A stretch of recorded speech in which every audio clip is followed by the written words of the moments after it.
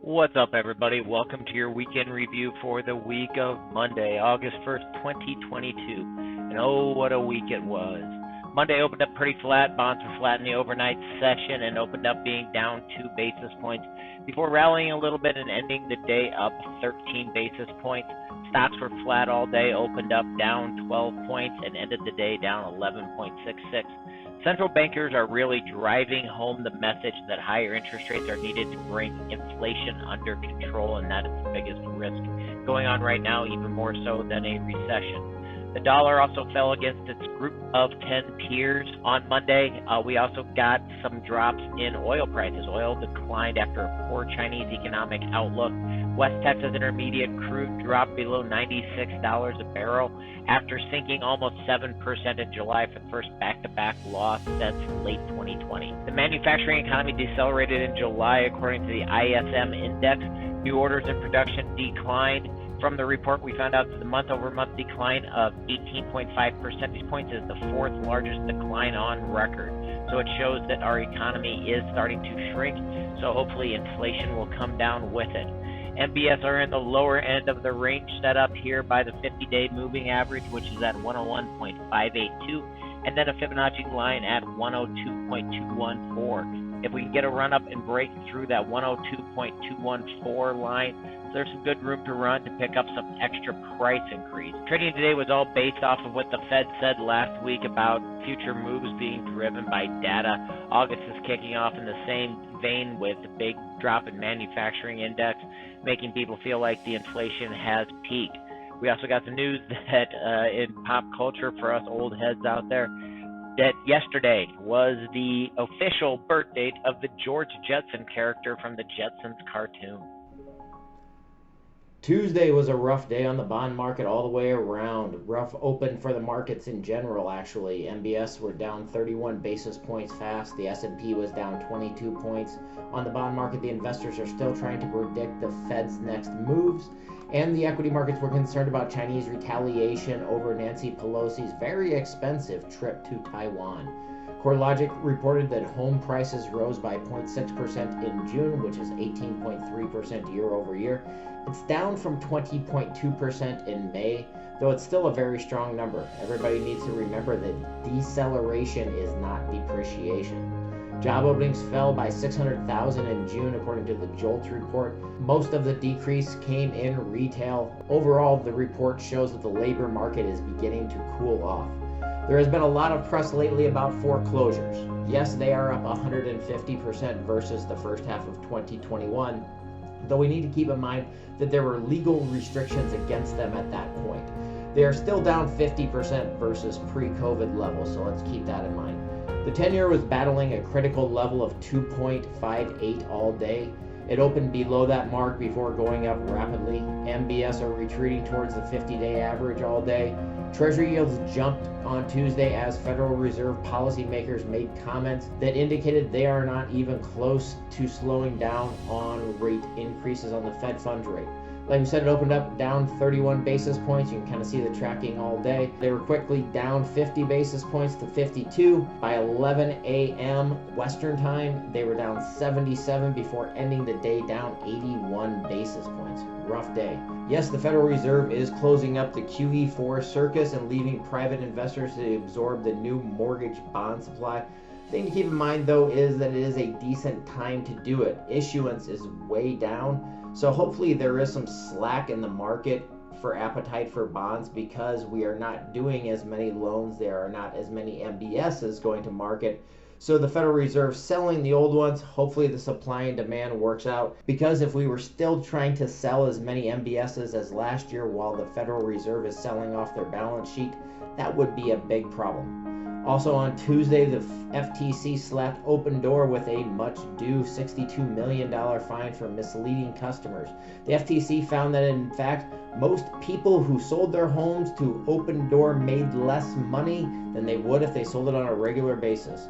That comes from the Department of Also, some news. This is one in a trend of lawsuits going throughout the industry of employers recruiting people and then their previous employer suing them. Guaranteed Rate is suing a bunch of employees that left for Cardinal Financial Group. A whole lot of movement going on in the industry, so it's going to be interesting to see how these lawsuits play out.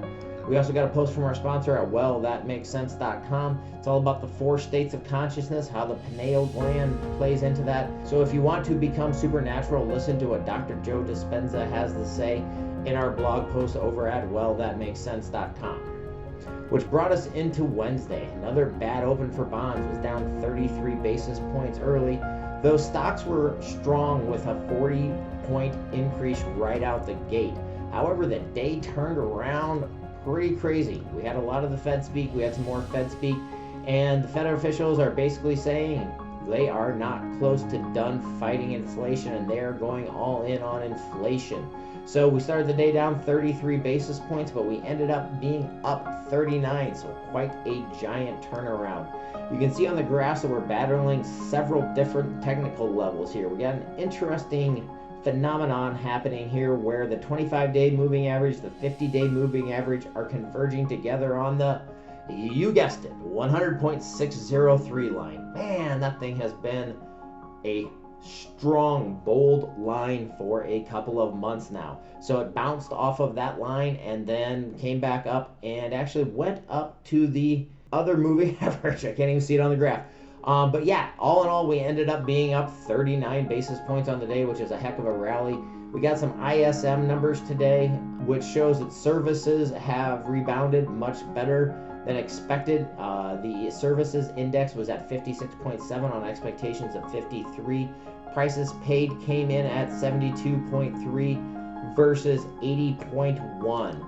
Bonds took an optimistic lead off ahead of the ISM data, with 10-year yields falling almost all the way back down to unchanged levels. The hotter headline pushed yields higher and improved the bond market throughout the day. PennyMac also reported second quarter earnings, which were down 37% year over year. Bifurcated business. This is an interesting one. I've been talking to friends about this, where it's weird because everybody is talking about a recession. However, when you go to the mall, designer brands are having lines out the door. So LVMH, which is the owner of brands such as Christian Dior, Louis Vuitton, Tiffany, Moet, Hennessy, reported that sales have increased 28%, and at Hermes, home of the $20,000 Birkin bag, sales are up 23% year over year. Meanwhile, McDonald's is seeing lower income customers buy more value offerings and less combo meals. So we have people deciding combo meals at McDonald's are too expensive, but Louis Vuitton and Hermes, that's all right. And that was brought to us by econ70.com, the home of laughs and graphs. Then Thursday was a delightfully calm day on the markets. MBS were up small on the open and closed up small on the day as total. Same as stocks, they were up small on the start and ended up being down 2 points. Not much going on there. U.S. employers announced about 25,000 job cuts in July, according to outplacement firm Challenger Gray and Christmas. This is down 21% versus June, but it's up 36% compared to a year ago. We also got jobless claims, came in at 260,000 jobless claims on a forecast of 259, so pretty close. Continuing claims came in at 1.416 million on a forecast of 1.370. The home ownership rate ticked up a bit from 65.4 to 65.8% in the second quarter. Rental vacancy rate ticked down from 5.8 to 5.6. MBS are trading in a very narrow range all day today. We are having a convergence of different technical aspects, as you can see right here. Today, the bond market was battling the 100-day moving average, and we have a floor where the 25 and the 50-day are converging on that 101.219 retracement line. Then we have the 100.603 as an extra floor. On average, the 30-year rate fell to 4.99 according to Freddie Mac on Thursday. That's down from 5.3 last week.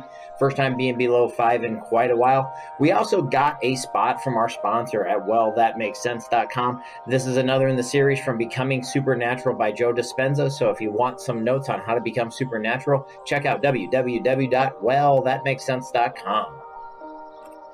And then there was Friday. Oh, rough day in the bond market on Friday. Got the non-farm payrolls report. Came in at 528,000 jobs created. Twice the 250,000 expectations.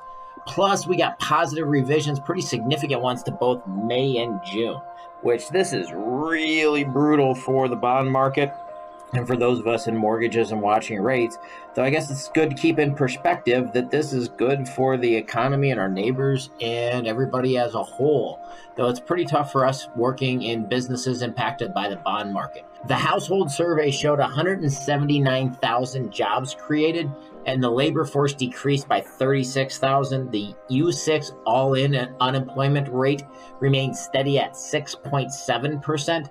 Hourly earnings were up 0.5% on the month, which is 5.2% year over year. All in all, we started the day down 80 basis points early, which is about where it ended up, although at one point we were down 100 basis points on the MBS. The big takeaway from this, once you do the math, is a decline in GDP, which we've seen the last 2 quarters, plus an increase in jobs means lower productivity. That's not good. High unemployment also gives the ammo for the Fed to do more rate hikes. I don't know why I put job cuts there. Didn't have enough coffee this morning. And another argument of why we are not in a giant, air quotes, recession. Bond market is making a run towards that 100.603 line. 100.603 seems like the number I say the most nowadays. We are in this very tight range of technical indications. We have the 200-day moving average, we have the 25-day moving average, the 50-day moving average, and that 100.603 number. Rocket Company says its second quarter earnings plummeted 94%. They, air quotes, only made $60 million. Zillow announces a deal with Open Door to get back into iBuying. See no flaws in that theory. Redfin says that its second quarter revenues were up, but profits fell. And Porch says 6 million U.S. homes are not suitable to live in.